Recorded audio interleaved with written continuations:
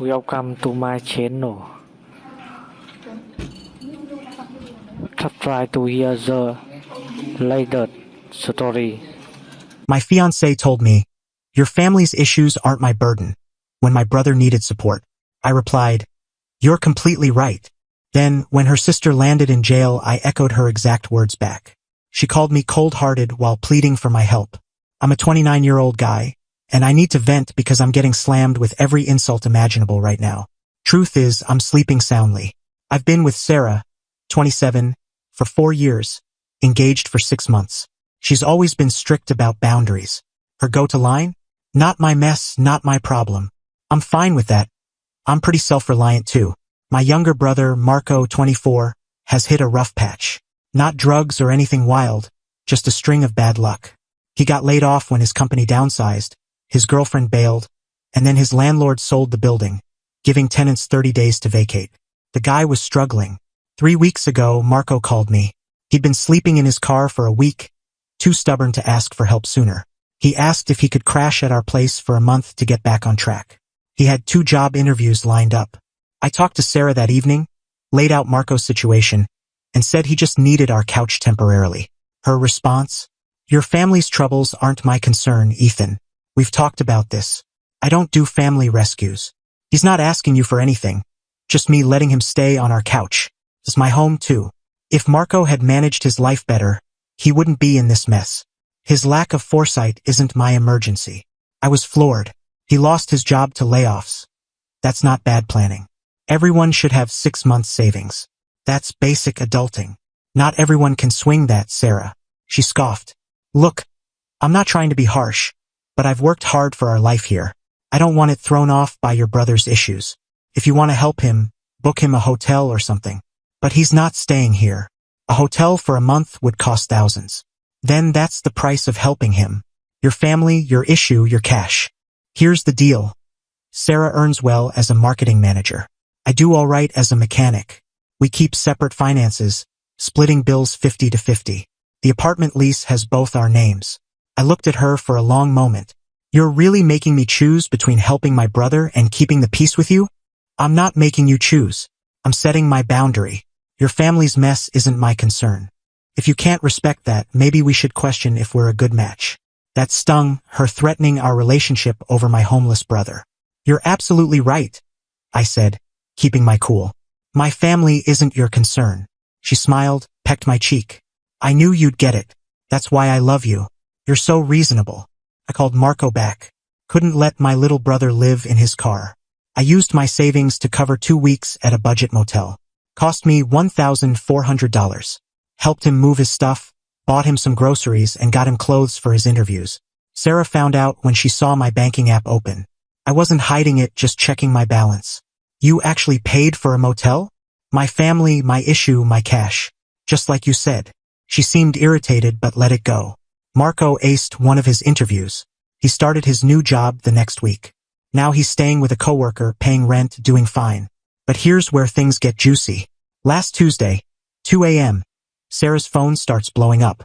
Her sister, Lisa, 31, calling repeatedly. Sarah finally picks up. I hear Lisa crying through the phone. She's been arrested.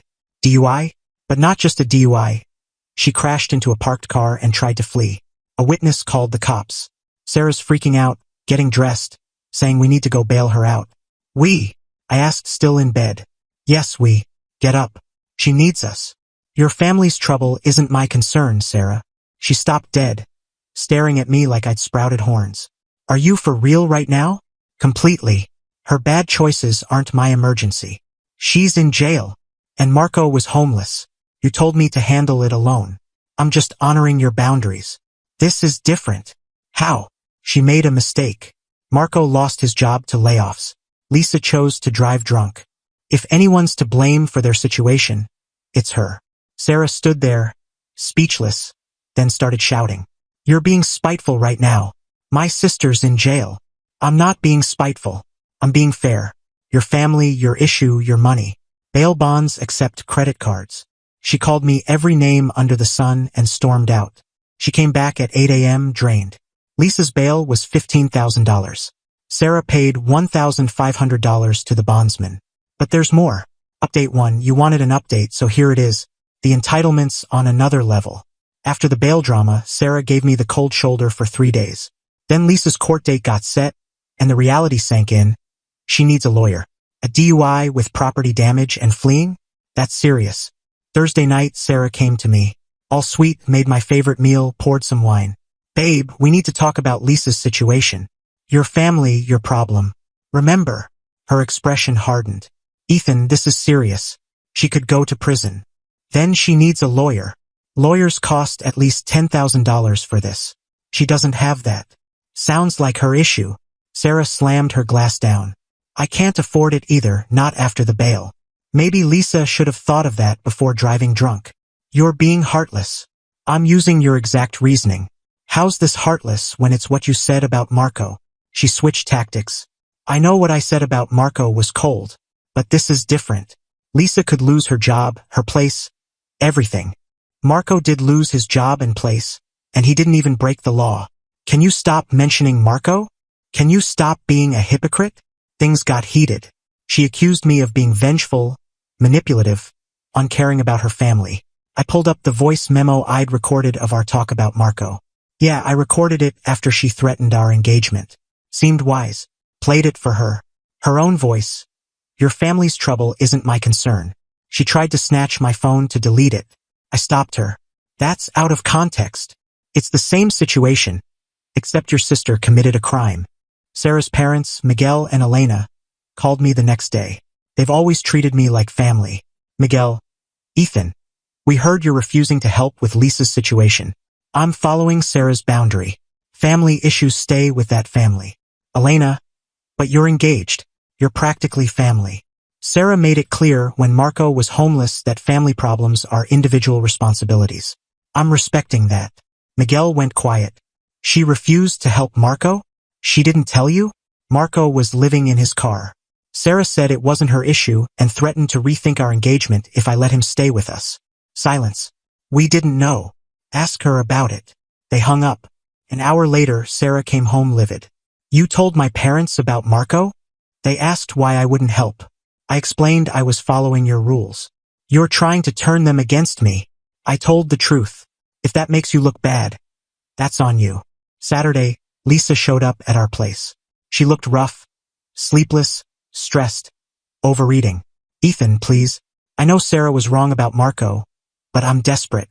I could lose everything. You should have thought of that before driving drunk. I made one mistake. A mistake that could have killed someone.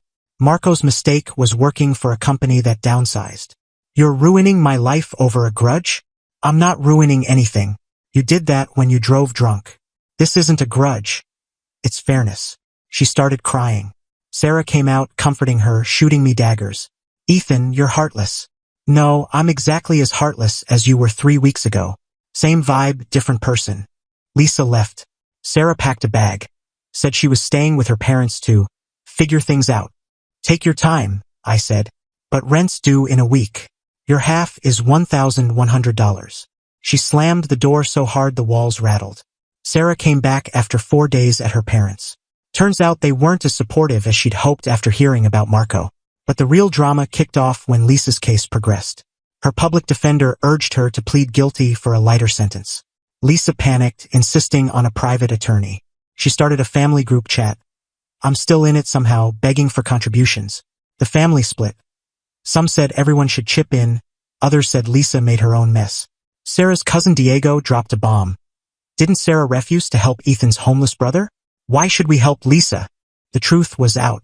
Apparently, Miguel and Elena spilled the tea at a family dinner. Sarah was getting dragged in the chat. Sarah's aunt. So family only matters when it's yours? Her brother Javier. Marco was homeless, and you said it wasn't your problem? That's harsh. Sarah tried to spin it. That was different. We have boundaries. Diego. Boundaries for his family but not yours? That's not boundaries, that's selfishness. Then Lisa, desperate, did something dumb. She posted online, asking for donations for her legal fees, painting herself as a victim. Someone, not me, I promise, commented with the police report details. DUI, property damage, fleeing the scene. The post blew up in her face. Her employer saw it. fired her for breaching their social media and ethics policies. She worked for a charity. Sarah came home in tears. Lisa lost her job. Consequences. She's going to lose her apartment. Like Marco did. Stop bringing up Marco. Stop being a hypocrite. She threw a plate at the wall. I started recording on my phone. You're destroying my family. Lisa destroyed herself. I'm just not softening her fall. I'll never forgive you. You threatened to end our engagement over my homeless brother. Why should I care about your forgiveness? Then came the ultimatum. Help Lisa, or we're done. I laughed. Actually laughed. Sarah, we were done the moment you told me my brother living in his car wasn't your concern. I just stayed to see you face your own rules. You stayed for revenge. I stayed because I pay half the rent and don't break leases. But yeah, watching you deal with your own standards has been a perk. She moved out that night. For good. Yesterday, Lisa took a plea deal. 6-month license suspension, probation, community service, mandatory AA meetings, and $5,000 in fines and restitution. No prison time. Lucky her. But with no job and a DUI on her record. She's moving in with Miguel and Elena. Sarah's staying there too now. I kept the apartment. Marco moved in as my roommate after Sarah left. His new job's going great. He pays half the rent, keeps the place spotless, and doesn't tell me family doesn't matter. Sarah texted me this morning. You ruined everything for petty revenge. I replied, no, I followed your boundary. Your family's trouble isn't my concern. Remember? I hate you. Your feelings aren't my concern either. Blocked her after that. Final update. Wasn't planning to update again, but the ending's too good. Sarah tried to save face. Not with me, that bridge is burned, but with her reputation. She started telling people I was controlling, toxic, that I orchestrated the whole situation. Her mistake? Forgetting about the recording. When her friend Qley texted me, calling me garbage for abandoning Sarah, I sent her the audio. Sarah's own words. Your family's trouble isn't my concern. Qley went silent. Then, oh, she left that part out. Word spread. Sarah's friend group fractured. Half thought she got what was coming. Half stood by her. That half shrank when they heard the full story, that she threatened our engagement over my homeless brother but demanded I help her drunk driving sister. The apartment lease was up for renewal. I thought about staying, but Marco and I decided to level up. Found a great 2-bedroom closer to his job. He's already been promoted. The kid's killing it. On moving day, Sarah showed up. Still had her key. The lease wasn't done yet. I want to talk. About what? Us. We can fix this. There's no us. Ethan. I know I messed up with Marco, but you were so cruel about Lisa. I treated Lisa exactly how you taught me to treat family in need. If that was cruel, what does that make you? She started crying. I loved you. You loved having me. There's a difference. Someone who loves you doesn't threaten to leave when your brother's homeless. I was protecting our home. And I was protecting my principles. Turns out mine are higher than yours. She left her key and walked out. Last week, Miguel called. He apologized for the whole ordeal. Said I was right to hold my ground. Mentioned Lisa living with them is tough. She's entitled. Doesn't pitch in. Complains nonstop about her unfair situation. She keeps saying if you'd helped, this wouldn't have happened. He said, exhausted. If she hadn't driven drunk, this wouldn't have happened. We know. Sarah defends her, though. They're perfect for each other then. He gave a tired laugh. We liked you, Ethan. Wish it had gone differently. It could have. Sarah made her choice. Mutual friends say Sarah's on dating apps now. Her bio says she wants someone family-focused with strong morals. I laughed so hard I nearly choked. Marco and I are thriving. He's dating someone great, saving money, doing well. We have dinner together most Sundays. Just brothers catching up. Last week, he thanked me for having his back when no one else did. Always, I told him. That's what family does. Sarah never got that. No, she thought family only mattered when it was hers. Her loss, man. Yeah, it really was. Looking back, Sarah did me a favor. She showed me her true self. Someone who preaches boundaries only when they suit her. Who sees my family as expendable but hers as sacred. Who uses ultimatums to control. The trash took itself out. Marco asked if I regret how it went down. My only regret? Not seeing Sarah's real character sooner. Could have saved myself a ring. But watching her face her own rules, seeing her parents realize who she is, worth every cent of that ring I'll never get back. Lisa's still dealing with her DUI fallout. Sarah's still single. Marco just got another promotion. And me? I'm good. When you stick to your values and protect the people who matter, life sorts itself out. My family's issues weren't Sarah's problem. Turns out, her family's issues aren't mine either. Funny how that works.